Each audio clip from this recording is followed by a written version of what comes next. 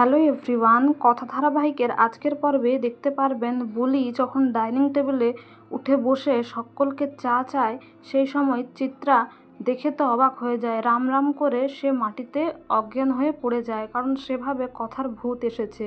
এদিকে চিত্রাকে জ্ঞান হারাতে দেখে বুলি বলে, এ কি, এও ভিমড়ি খেয়ে গেল?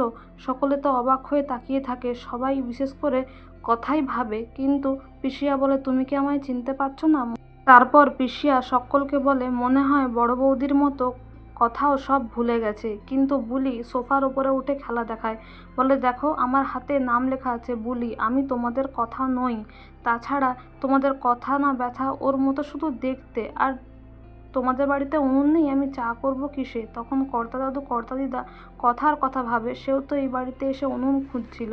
এদিকে চিত্রা বলে, হ্যাঁ ও কথার মতো দেখতে, ও কোনো ফ্রড, মানে ও চিটিংবাজ একটা মেয়ে, ও কোনো উদ্দেশ্য নিয়ে এসছে। তখন বুলি বলে, এই যে পটের বিবি, মনে হয় কথা না ব্যথা ওর সাথে তোমার 36কা আখড়া ছিল, তুমি ওকে পছন্দ করো না তাই না?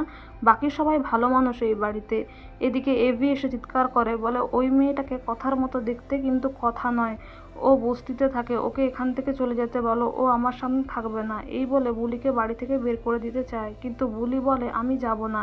কালকে ওই ভালো সাহেব আমার ঝুপড়িতে গিয়েছিল, তাই জন্য বস্তির লোকেরা বলছে আমি নাকি ঘরে লোক ঢুকিয়েছি, আর আমার মামা একটা বুড়ো লোকের সাথে আমার বিয়ে দেবে বলে ঠিক করেছে, মাত্র 25,000 টাকার বিনিময়ে। ভাবতে পারেন আমার কি দুর্দশা, আমি কোথায় যাব? তাই ওনার গাড়ির পেছনে পেছনে আমি ডিকিতে চলে এসেছি। এদিকে এভি বলে, আমি ওই মেয়েটাকে কিছুতেই এই বাড়িতে থাকতে দেব না। তখন কর্তা দাদু বলে, মেয়েটার এরকম দুর্দশা কোথায় যাবে, ও এই বাড়িতেই থাকবে, এটাই আমার সিদ্ধান্ত।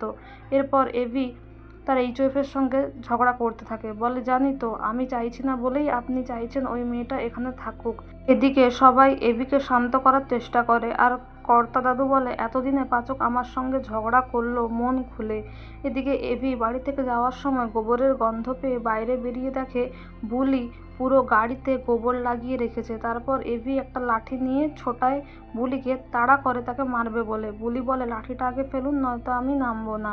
আর এদিকে রিচা বলে, শুধু বুলি আর বুলি, কথা তো মরে গেছে, কথা তো ও নয়, তাহলে ও কোন উদ্দেশ্য নিয়ে ওই বুলি এই বাড়িতে এসেছে? তো বন্ধুরা, এই ছিল আজকের কথা ধারাবাহিকের update. Thank you so much for watching the video.